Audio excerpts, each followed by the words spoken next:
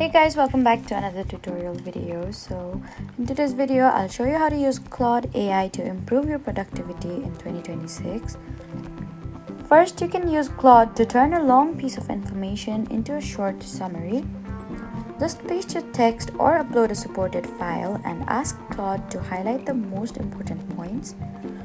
You can also use it for brainstorming. For example, give Claude a goal and ask it to generate ideas, organize them, and rank the best options. Another useful feature is helping with writing. You can ask Claude to improve an email, rewrite a document, create an outline, or adjust the tone of your writing. You can also use it to organize tasks.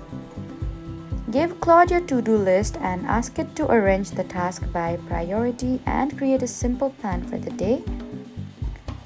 For better results, give Claude clear instructions and provide the context it needs. So those are some practical ways to use Claude for productivity. Please do not forget to like, comment, and subscribe for more helpful tutorials. Thank you for watching.